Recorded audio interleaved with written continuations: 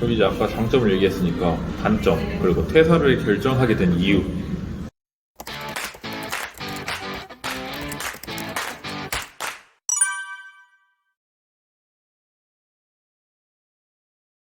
안녕하세요, 개발자 순입니다. 이번에 동기 중에 SI 회사를 다니다가 퇴사한 동기가 있어서 간단하게 이제 인터뷰를 해보려고 하는데요. 인터뷰는 편한 말 이제 진행하도록 하겠습니다.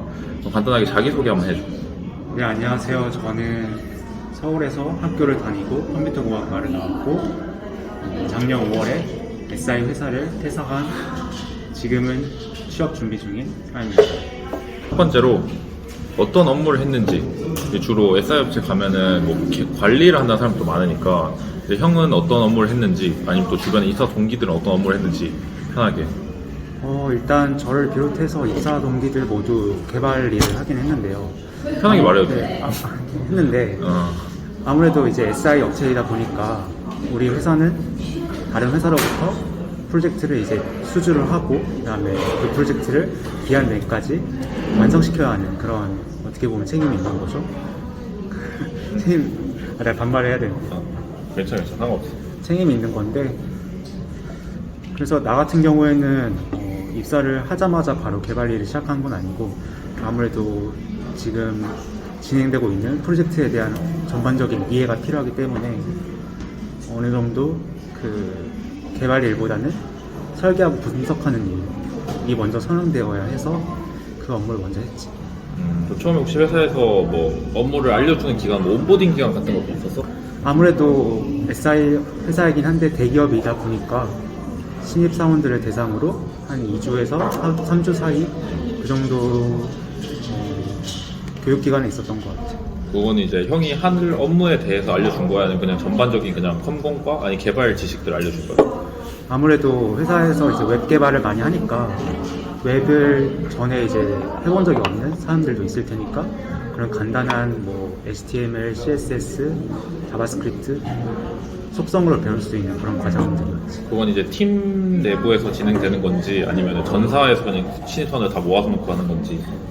같은 신입사원 동기들끼리 공통적으로 일단 교육을 받았고, 그 중에서도 이제 자바 개발을 하는 사람이 있는가 하면 또 단넷 개발하는 사람도 있으니까 그렇게 좀 세부적으로 차이 나는 부분에 대해서는 또 별도로 따로 진행이 되었었어.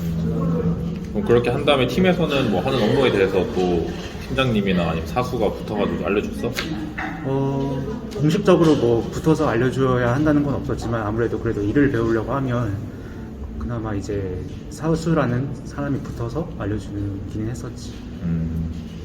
그리고 뭐 디테일하게 어떤 업무를 했는지는 신상이 공개될 수 있기 때문에 그럼 제외하고, 그럼 좀 개발적으로 팀에서 그럼 SI 업체에서 사람들이 사실 가면은 가장 걱정하는 게 코딩을 얼마나 하는가, 개발 관련된 것들을 많이 좀 고민을 많이 하는데, 코드 관리 같은 건 어떤 식으로 했어, 팀에서?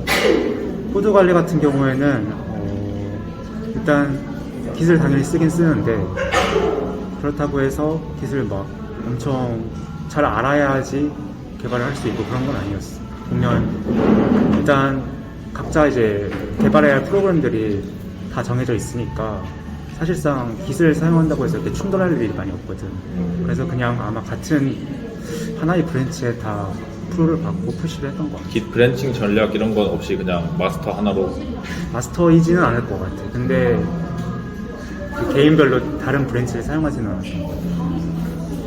그러면은 이제 뭐 코드 리뷰 같은 거는? 리뷰 같은 경우는 있지는 않은데 대신에 그런 건 있어. 아무래도 개발을 하면서 서로 이제 컨벤션이랑 연수명 같은 거 룰을 이제 지켜야 되니까 그거에 대해서 어긋난 게 있으면 또 그거를 검토하는 팀이 따로 있거든. 그런 거에서 이런 사항이 좀 위반된 사항이다, 아니면 뭐 이런 경우에는 뭔가 순환 참조가 일어나서 메모 리릭 발생할 수 있다, 그런 건 이제 원지를 해주지. 그러면 이제 그런 건 다시 바로 잡고 다시. 그럼 그걸 따로 관리하는 팀이 있는 거네, 그런 거를 모니터링 하는? 그러니까 개발 관련해서 설계 담당하는 아키 쪽 팀에서 그런 거를 많이 알려줬던 것 같아요. 그럼 혹시 성과 같은 거는 이제 어떤 식으로 측정을 했어?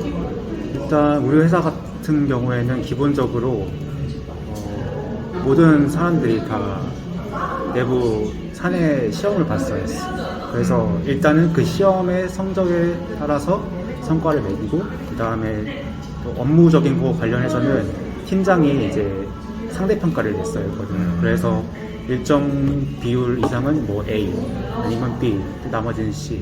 근데 그게 다 잘한다고 해서 다 좋은 성과를 받을 수 없고 상대평가이다 보니까 어쩔 수 없이 몇 명은 또 B나 C를 받을 수밖에 없거든요. 그래서 이제 그걸로도 사람들이 좀 말이 많긴 했지. 그럼 평가는 팀장님이 온전히 다 본인 마음대로 정하는 구조야? 아니면 뭐 우리 회사 같은 경우 이제 동료 평가 이런 걸 통해서 하니까 동료 평가가 있을 수 있는데 최종적으로 근데 그 성과에 대해서 결정을 내리는 사람은 팀장님이지. 그 동료 평가 같은 거가 있긴 한 거야? 그런 거를 이제 고려를 하겠지. 그렇다고 해서 너무 터무니없이 팀장 맘대로 평가하지는 않을 것 같아.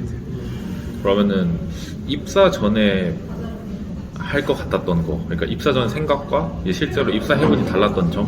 입사 전에는 아무래도 나는 제일 가고 싶어 했던 곳이 사실은 SI가 아니고 흔히 말하는 IT 기업이기 때문에 이제 그런 IT 기업들을 보면 대부분 개발자들의 평균 연령이 좀 많이 낮잖아. 20, 30대가 제일 많고 그 위에 이제 리더급이 그 이상의 연령대를 차지를 하는데 뭐 좀 놀랐던 거는 생각보다 되게 나이가 있으신 분들이 많았어요. 회사에. 그리고 그분들이 이제 개발을 직접 하는 게 아니고 또 개발은 젊은 사람들이 하는데 대부분 이제 SI에 입사한 신입사원들이나 아니면 이제 따로 외주를 맡기는 프리랜서 개발자분들과 같이 일을 했어. 그래서 그 부분이 좀 의외였고. 일단 나이가 들면서 이게 연차가 쌓이면 쌓일수록 개발에서 계속 멀어지고 거의 신입 사원들이 많이 개발을 하게 된다는 점. 내가 들어갔을 때는 그랬던 거 같아. 뭔가 이제 처음에 생각했을 때 시니어들이 코드 같이 짜면서 막 많이 봐주고 이런 걸 원했는데 들어가 보니 그건 좀 달랐다. 아무래도 좀 어느 정도 연차가 쌓인 분들은 프로젝트를 개발을 직접 하기보다는 관리하고 감독하는 일을 더 많이 맡게 되지. 그럼 본인이 생각하는 SI 업체의 장단점, 장점 먼저. 장점 같은 경우는 사실 SI 회사이기보다는 그래도 대기업 회사였으니까 을에 따라오는 그런 복지 같은 게 장점이라고 얘기할 수 있겠지. 그래서 그 부분은 되게 좋았어. 그리고 또 SI 회사들 중에서도 진짜 좀 어느 정도 높은 탑 회사들이라고 해야 될까? 그런 데는 또 연봉도 섭섭하지 않게 잘 맞춰주는 것 같고. 뭐 어떻게 보면 형은 오래 다니진 않았으니까 좀 체감되진 않을 수 있긴 한데 어떻게 보면은 그 SI 업체가 다른 데서 프로젝트를 수주해서 일을 하잖아. 그럼 좀 다양한 프로젝트를 경험해볼 수 있는 것도 장점이 되나? 아니면 보통은 그냥 한 번 프로젝트 맡으면 거의 그냥 그것만 하게 되는 방식인가? 근데 그것도 프로젝트 성격마다 다르긴 한데 내가 그때 맡고 있었던 프로젝트는 되게 중장기적인 큰 프로젝트여가지고 요건 좀 그거 오래 하나만 해도 이제 한 3년 걸리는 프로젝트였으니까 계속 회사에 오래 남아 있었더라면 또 다른 프로젝트, 그러니까 그 프로젝트가 끝나면 또 다른 프로젝트를 경험해 볼 수 있겠지. 근데 부서 자체가 이미 어느 정도의 그 정해지는 것 같아. 직무라고 해야 될까? 나 같은 경우에는 이건 말하면 안 되겠다. 그러면 그 처음에 지원을 할 때 자기가 직무나 아니면 팀 같은 걸 선택을 해서 지원을 한 거야? 아니면 딱 공채로 한 다음에 이제 알아서 회사에서 뿌리는 방식이야? 공고에는 되게 좀 폭발적으로 이렇게 써놨던 것 같아. 뭐 예를 들면 클라우드 개발이라고 하면 이제 그런 클라우드와 관련된 개발이긴 한데 사실 그런 개발을 하는 부서도 되게 여러 군데가 있을 수 있잖아. 이제 신입사원으로 들어가고 나서 이제 그렇게 이제 부서 배치가 되는 것 같아. 그래서 뭐 아예 TU가 부족해서 뭐 부서 이동이 있지 않는 한 대부분의 그 공고에 적혀있는 개발 업무를 하는 것 같긴 해. 그럼 이제 아까 장점을 얘기했으니까 단점, 그리고 퇴사를 결정하게 된 이유. 단점 같은 경우에는 아무래도 이제 아까 말하기도 했지만 개발 업무를 하다 보면 흔히들 이제 코드 리뷰를 많이 기대를 할 수 있잖아. 아직 취업 준비하는 사람들 입장에서는 이제 그리고 또 그런 과정을 통해서 자신이 성장할 수 있다고 생각을 하는데 그 부분이 많이 부족했던 것 같고 그 다음에는 개개인한테 주어진 그런 개발에 대한 업무 할당량이라고 해야 될까? 그런 것들이 이제 매달마다 스프린트로 진행이 되는데 그게 좀 양이 버겁기도 했고 많기도 했고 인원 대비 그치. 업무량이 좀 많다. 그리고 또 이제 기한도 다 정해져 있는 상태에서 좀 어느 정도 속도감 있게 개발을 진행해야 되니까 하나하나 세세하게 다 살펴보면서 개발을 하지는 못했던 것 같아요. 그래서 그런 부분들이 좀 아쉽긴 했었지. 이제 마지막으로 SI를 지원하려는 사람에게 하고 싶은 말, 경험자로서. 뭐 네. 개인적인 의견이니까.